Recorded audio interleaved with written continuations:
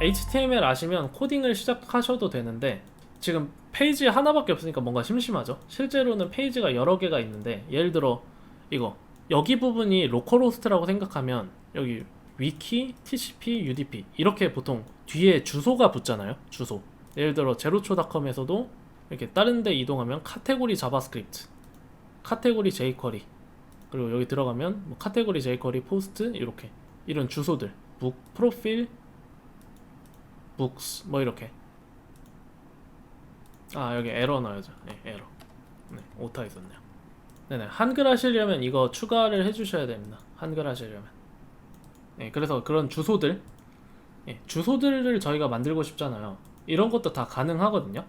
여기서 이제 REST API가 나오는데 보통 이렇게 뒤에 index.html 붙은 거 많이 보셨을 거예요. 이러면 그 네이버라는 서버에 index.html을 보내달라는 뜻이죠. 이런 거 파일을 보내달라는 뜻. 근데 꼭 무조건 뭐 HTML, JS, CSS 또는 이미지나 뭐 동영상 이런 파일을 요구할 필요는 없고 좀 추상적인 걸 요구해도 되거든요. 예를 들어 뭐 아이디가 뭐 제로초인 사용자 정보를 갖다 달라 이런 것도 요구해도 되고 이런 것도 돼요.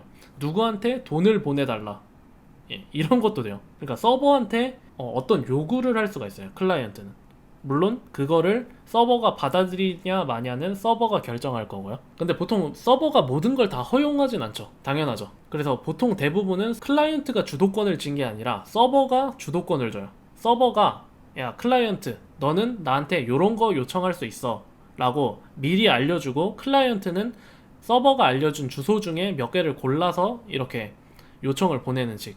예, 그래서 서버에서 정해준 대로 보통 클라이언트가 따라가요.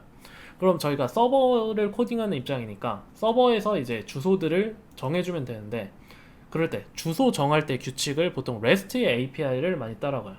REST API는 그냥 일종의 주소 정하는 규칙이라고 보시면 되고 이렇게 예를 들어 슬래시 유저면 사용자 정보에 관한 정보를 요청하는 것, 슬래시 포스트면 게시글에 관련된 자원을 요청하는 것, 이런 식으로 규칙을 정해 놓는 거예요. 제 블로그를 제가 그렇게 만들어 놨거든요. 그래야 좀 규칙적으로 할 수 있으니까. 다시 한번 보시면 예를 들어 제로초닷컴이 있는데 제로초닷컴에다가 프로필 슬래시 프로필하면 이제 제로초에 대한 프로필을 가져오는 거죠. 포트폴리오는 제 포트폴리오를 가져오는 거고, 그 다음에 카테고리 HTML 돔하면 이 카테고리에 관한 게시글을 가져오는 거고, 자바스크립트면 이렇게. 그러니까 주소를 좀 제가 구조적으로 잡아놨다는 거를 아실 수가 있죠. 그 다음에 게시글 이렇게 들어가 보면 CSS 카테고리에 게시글은 게시글 아이디예요. 이게 게시글 아이디가 요거인 게시글을 가져와라, 이런 식으로 제가 이거를 조금 구조화를 해놨어요. 이렇게 이게 REST API를 어느 정도 따른 건데 이런 식으로 해놓으면 이제 사람들이 규칙을 찾기가 쉬우니까 추측을 할 수 있겠죠. 이거 리액트 눌러보지 않아도 대충 여기가 뭐 리액트거나 이러면 리액트 게시글 가져오겠구나, 여기가 뭐 ETC면 기타 게시글 가져오겠구나, 이런 식으로 추측을 할 수가 있잖아요.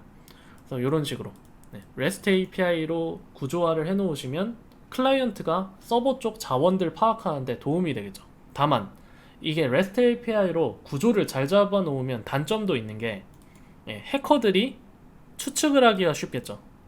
이거 ETC니까 여기 git이라고 치면 분명히 git이라는 자원이 있겠지, git 게시글에 관한 데이터를 주겠지 하면서 이런 거를 해킹에 악용할 수도 있으니까 항상 보안 철저, 예측 가능하다는 거는 보안에 좀 위협이 된다는 뜻이기도 하거든요. 그렇기 때문에 이런 거는 REST API의 단점이 될 수도 있다는 거. 그래서 예를 들어 저희가 뭐 이런 유저나 포스트 이런 걸로 만들어 놨어요. 여기서 생각이 드는 게 뭐 게시글을 가져와라 이런 거 생각을 할 수가 있는데, 예를 들어 게시글을 등록해라, 게시글을 수정해라, 게시글을 삭제해라. 하나의 게시글이라는 명사가 있으면 거기에 동사가 여러 개 붙을 수가 있잖아요. 실제로 HTTP는 이렇게 동사들을 지원을 해요. get, post, put, patch, delete 이렇게. 그래서 이 주소랑 조합을 하거든요. 그래서 예를 들어 get 유저면 그냥 딱 봐도 사용자를 가져와라, post 유저면 사용자를 등록해라, 뭐 put, patch 유저면 사용자를 수정해라, delete post면 뭐 게시글을 삭제해라, 이렇게 되겠죠. 근데 이게 막 이런 것도 있거든요. 예를 들어 뭐 그 사람한테 돈을 보내라, 은행 같은 경우는 이런 걸 만들어 놨겠죠. 돈 보내라는 여기에 없잖아요. 그래서 애매할 때는 포스트 쓰시면 돼요. 예를 들어 로그인해라 애매하죠 여기. 그럴 때는 그냥 포스트 쓰면 된다고 보시면 돼요. 그 다음에 이제 또 많이 물어보시는 게 풋과 패치. 풋과 패치도 많이 물어보시는데, 풋 패치 이거는 사실 사람마다 좀 다르게 생각할 수 있는데, 저는 보통 풋은 전체 수정, 그리고 패치는 부분 수정으로 쓰거든요. 예를 들어 뭐 제로초라는 데이터가 있는데 그거를 아예 다른 사람으로 통째로 대체를 해버리는 거예요. 그런 거는 풋으로 쓰고, 제로초가 있는데 제로초의 나이가 27에서 28으로 한 살 올랐다. 이거는 부분 수정이잖아요. 저에 대한 데이터 중에 나이만 수정하는 거. 그런 거는 패치로, 저는 부분 수정으로 써요. 그래서 저는 풋과 패치도 좀 엄격하게 구분하는 편입니다. 껄떡새님 안녕하세요. 그래서 이제 HTTP 프로토콜, 이게 이제 막 언어 상관없이 모든 클라이언트와 서버 간의 약속이라서, 이 HTTP 규약대로만 전송을 하면 외국 서버도 그 클라이언트의 요청을 알아듣는다 그랬잖아요. 거기서 이제 HTTP 메서드, get, post, put, delete, 그리고 주소, 이런 것들은 다 약속되어 있는 거기 때문에 어떤 서버든지 HTTP 서버라면 다 알아들어요. 그래서 뭐 이거 이제 그 REST API 방식대로 만약에 서버 주소를 체계적으로 정리했다면 그 서버는 RESTful한 서버라고 말을 하거든요. RESTful. REST API 주소 체계를 이용하는 서버. 근데 사실 RESTful한 서버는 제가 거의 본 적이 없어요. REST API가 실제로 뭐 지켜야 되는 게 더 많긴 하거든요. 예를 들어 주소에다가 동사를 쓰면 안 된다든지. 근데 막상 로그인만 생각해봐도 이거 주소에 로그인은 동사거든요. 로그인하다 동사인데 로그인을 안 쓰고 어떻게 로그인이라는 걸 표현할지 애매해요.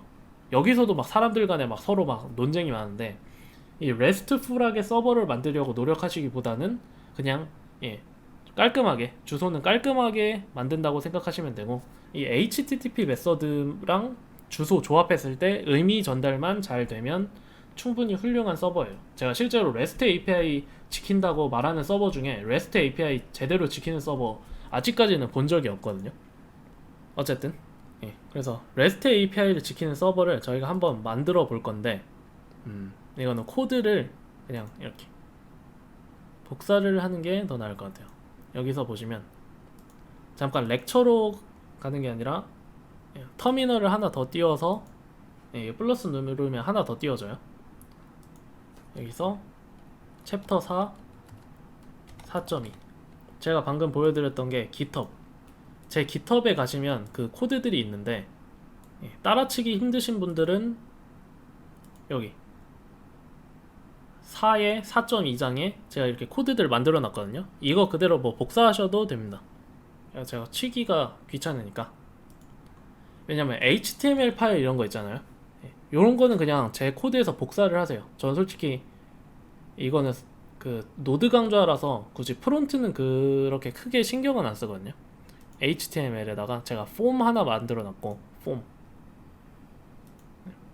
그 다음에 뭐 CSS 이런 것도 그냥 간단하게 만들었고, 페이지도 제가 about을 하나 더 만들어 놨어요. 홈페이지랑 about 페이지 이렇게 두 개를 만들어 놨어요. 그 다음에 이제 여기 프론트인데, 프론트 쪽은 요청을 보내는 거. 그래서 이거는 제가 서버를 실행한 다음에 설명을 드리는 게 좀 더 나을 것 같아요.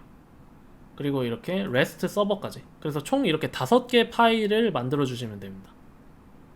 5개 파일을 제 GitHub 보고 그대로 만들어 주세요. 여기 5개. 이거 따라치는 시간이 아까워요, 솔직히. 지금 코드가 너무 기니까 제가 좀 생략을 해보자면, 이렇게 생략을 할 수 있을 것 같아요. 이렇게. 제가 이거 위에서부터 설명을 드릴게요. 자, 똑같이 서버를 만들고 그 서버를 나중에 여기 8082, 이번에는 8082에다가 연결을 한번 해봤어요. 그럼 이제 안에 내용을 보시면 되는데, 요청이 왔을 때 어떻게 반응을 할지, 서버가 요청이 오면 서버는 응답을 해야 돼요. 그러니까 응답을 안 하면 브라우저는 계속 기다리다가 30초 정도 지나면 포기를 해요. 포기. 그래서 웬만하면 30초 안에 응답을 해주는 게 좋겠죠. req 메소드, req URL. 여기서 req res. 지금까지 저희는 res만 썼었는데 이 req가 request, 요청에 관한 거고 res가 response, 응답에 관한 거예요. req랑 res 이렇게 두 개가 있습니다. request, 요청에서 요청에 관련된 정보들을 얻어낼 수 있거든요. 예를 들어 저희가 이거 브라우저 여기서 이렇게 8082 한다 이렇게 엔터를 치면 요청을 보내는 거죠. 요청을 보내는 거는 보통 이렇게 되는 경우는 get 요청을 보내는 거예요. 브라우저에다가 주소창에다가 이걸 치는 거는 페이지 가져오는 거죠. 그래서 get 요청을 보내는 겁니다. get 요청. 주소창에다가 치는 거는 get 요청이라고 생각하시면 되고, 이게 8082하고 이렇게 치면 사실상 뒤에 이 슬래시를 생략한 거거든요.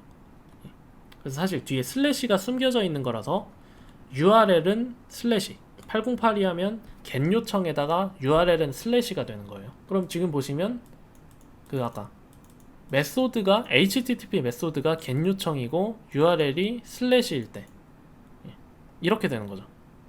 그럼 이 if문에 해당을 해서 여기 이때는 REST front HTML을 읽어서 얘를 전달해 줘라, 이 의미가 되는 거죠. 그래서 실제로 실행을 한번 해볼까요? 노드 서버 REST 서버 이렇게 하면 8082에서 대기 중이라고 하고, 저희가 여기서 엔터 치면 get 슬래시로 요청을 보내는 거니까 이렇게 나오는 거죠. REST front HTML대로 요 화면이 지금 나오는 거예요. 저희가 여기에 대한 요청을 보냈을 때 이걸 개발자 도구 F12 누른 다음에 네트워크 탭에서 실제 요청에 대한 정보를 볼 수가 있거든요. 다시 새로 고침하는 것도 get 슬래시로 요청 보내는 거예요. 그럼 여기 이렇게 get 이렇게 하고 200이라고 뜨죠. 200 어디서 많이 본 숫자인데 어디 숫자였냐면 여기죠. 여기. 그러니까 이제 이 write head가 어떤 건지를 대충 이해하실 수 있을 것 같기도 한데, 200이 이제 성공이에요. 성공적으로 응답했다, 너의 요청은 성공했어 라고 알려주는 거예요. 클라이언트가, 그러니까 브라우저가 get 슬래시 달라고 했을 때 너의 요청은 성공했어 라고 알려주는 거고, 여기 컨텐트 타입 이렇게 적어 놓은 거 있죠. 요것도 그대로 여기서 이거 눌러보시고 헤더스 가보시면 컨텐트 이렇게 그대로 들어있습니다. 그대로 헤더스, 여기서 이제 알 수 있죠. write head가 헤더스였다는 거, 헤더를 작성하는 거. 그런데 이 다른 것들은 왜 들어있냐? 다른 것들은 그냥 알아서 넣어주는 거예요. 알아서 넣어줄 수도 있고 아니면 저희가 직접 write head로 넣어줄 수도 있고. 이런 request header는 요청을 보낼 때 들어가는 그 헤더들인데, 이런 거는 브라우저가 알아서 넣어줬기 때문에 들어가는 거예요. 그럼 일단 헤더가 뭐냐? 헤더는 데이터들에 대한 데이터거든요. 예를 들어 저희가 이거 get 슬래시 요청을 보냈을 때 응답이 이렇게 오잖아요.